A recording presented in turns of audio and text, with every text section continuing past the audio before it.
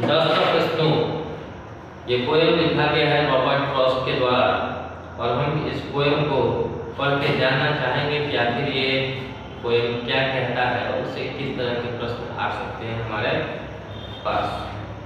ठीक है, हमारे एग्जाम में,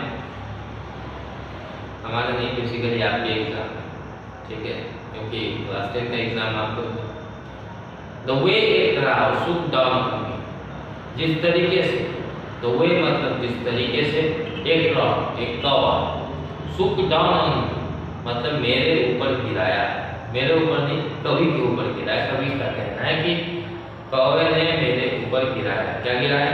द डस्ट ऑफ स्नो, बर्फ के कण गिराया। और कहाँ से गिराया? फ्रॉम हेमलॉक ट्री, और वो धतूरे के पेड़ से गिराता है बर्फ के कणों को। Which has given my heart a change of mood, जिससे कवि का कहना है कि उनका मूड जो है वो परिवर्तित हो गया। And saved some part of the day I had, ठीक है, और जो दिन पछतावे में बीतता वो बच गया। ठीक है, अब क्यों पछतावे में बीतता और क्रॉ किस चीज को रिप्रेजेंट करता है? क्रॉ मतलब होता है कौवा। देखिए बेसिकली कौवा जो है वो बताता है या सिंबॉलिक रिप्रेजेंटेशन है किस चीज का? तो बैड लक। जब भी हमारे समाज में हमने देखा है, जो तालीम हमें मिली है उसे, मतलब शिक्षा जो हमें मिली है उससे ये पता चलता है कि बेसिकली कौवा जो है ना, कौवा बैड लक लाता है। ठीक है, कौवे का काए काए करना ये बैड लक को रिप्रेजेंट करता है। ये एक सुपरस्टिशियस फीलिंग है। देखिए जनरली किसी भी पोएम में नाइटिंगेल और दूसरे तरह के पक्षियों की, पीकॉक की बात की जाती है, कौवे की बात नहीं की जाती है। अगर कौवे की बात की जा रही है इसका मतलब ये बैड लक को रिप्रेजेंट करता है। ठीक है, तो हो सकता है कि कौवे को देखकर कवि के मन में ये बात उठ रही हो कि उसने कौवे को देखा है और उसका दिन खराब होने वाला है। ठीक है, और कौवा जो है जिस तरीके से डस्ट को गिराता है, स्नो के डस्ट को गिराता है हेमलॉक ट्री से कवि के ऊपर, ठीक है, उससे उसका मूड परिवर्तित हो जाता है। अब यहाँ दूसरा जो बात है वो ये है कि डस्ट ऑफ स्नो। तो डस्ट ऑफ स्नो जो है, डस्ट मतलब कण या पार्टिकल्स है, तो पार्टिकल्स जो है स्नो के वो क्या रिप्रेजेंट करते हैं? दो बातें रिप्रेजेंट करते हैं। एक तो स्नो रिप्रेजेंट करता है ब्यूटी ऑफ नेचर, प्रकृति के सौंदर्य को दर्शाता है। दूसरा क्या है, क्योंकि यहाँ डस्ट की बात की है, मतलब पार्टिकल्स की बात की गई है, तो पार्टिकल्स की बात करते हुए एक छोटा सा कण है, इसका मतलब कुछ चीजें भी जो है, जो छोटे से छोटे चीज हैं, उनका भी अपना बहुत ज़्यादा इम्पोर्टेंस है। अगर डस्ट के स्नो के डस्ट जो है वो पोएट का मूड चेंज कर सकता है। ठीक है, पोएट उसको इंजॉय करने लगता है। तो ये नेचर की ब्यूटी है। ठीक है, और एक छोटा सा पार्टिकल अगर किसी का मूड चेंज कर सकता है, मतलब उसका एक बहुत बड़ा इम्पोर्टेंस है। तो यहाँ दो बातें हो गई, एक तो ब्यूटी ऑफ नेचर को दर्शाता है स्नो, और दूसरा जो है वो एक इंटीमेट ऑब्जेक्ट या पार्टिकल, इनऑस्पिशियस, ठीक है, थिंग जिसको हम मानते हैं वो भी ऑस्पिशियस हो सकता है। ठीक है, everything has its own importance. अब यहाँ देखिए हेमलॉक ट्री, पेड़ों में ओक ट्री के बारे में बहुत सारे पोएम्स में भी पढ़ते हैं या दूसरे पेड़ों के बारे में पढ़ते हैं, लेकिन हेमलॉक ट्री जिसको धतूर का पेड़ कहते हैं ये विषैला माना जाता है, या आप कह सकते हैं कि धतूर जो है पॉइजनस है या हार्मफुल माना जाता है। ठीक है, तो धतूर के पेड़ से गिरा, तो धतूर के पेड़ से भी गिरा, इसका मतलब ये भी कि अच्छे नेचर को रिप्रेजेंट नहीं कर रहा है ये। ठीक है, बैड लक को रिप्रेजेंट कर रहा है, ठीक है। तो hemlock tree also represents the bad luck, ठीक है।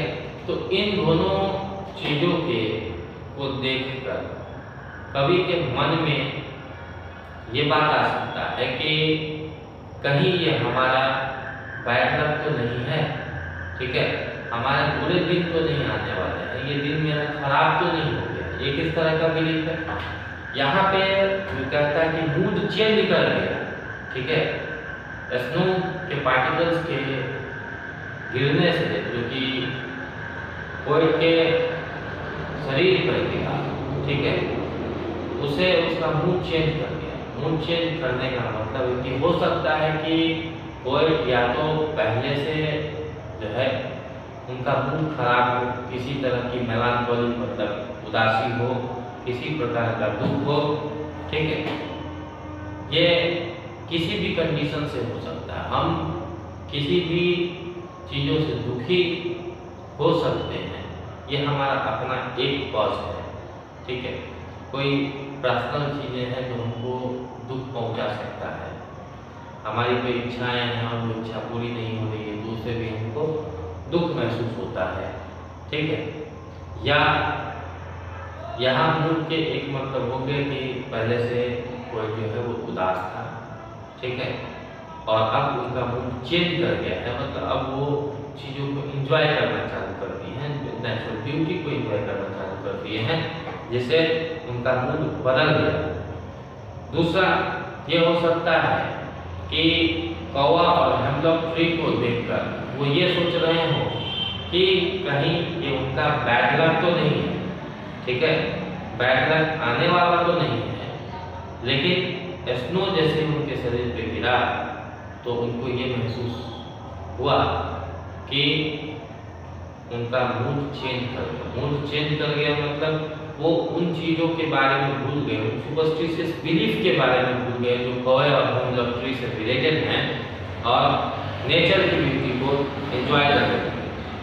और जब भी हम उन चीज़ों को भूल जाते हैं जो हमें दुख पहुंचाता है, ठीक है, तो हमारे जो आने वाले समय होते हैं हम उनको पछतावे में बर्बाद नहीं करते हैं, हम वहाँ पे कुछ अच्छा काम करते हैं और एंजॉय करते हैं उस काम को करने में, ठीक है। अब ये पछतावा नहीं होता है कि जिन चीज़ों जो हमारे लिए बैड लक लाने वाला है, ये हमारा बैड लक लेके ही आएगा, ठीक है।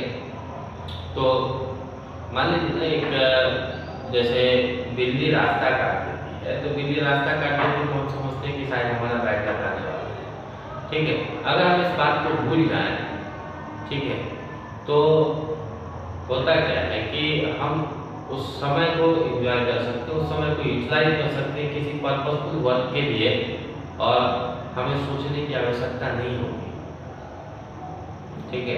अन्यथा आप देखते हैं कि हम क्रॉस नहीं करते हैं, हम रुक जाते हैं। हो सकता है कि उस टाइम को बर्बाद करके हम किसी असफलता को हासिल कर लें, सफलता ना मिले, ठीक है। तो इन चीज़ों में इन सुपरस्टिशियस बिलीव्स को हटाने की ज़रूरत है, और जब इन सुपरस्टिशियस बिलीव से हमारा ध्यान हट जाता है तो हम किसी अच्छे काम को अंजाम देते हैं।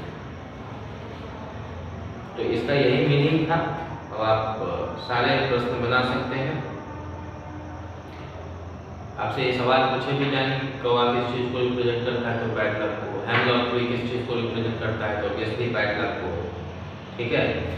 उसके बाद डस्ट ऑफ स्नो किसको रिप्रेजेंट करता है तो it represent the natural beauty, है ना, या ब्यूटी ऑफ नेचर कह सकते हैं आप, ठीक है। मूड चेंज का क्या डिफरेंस है?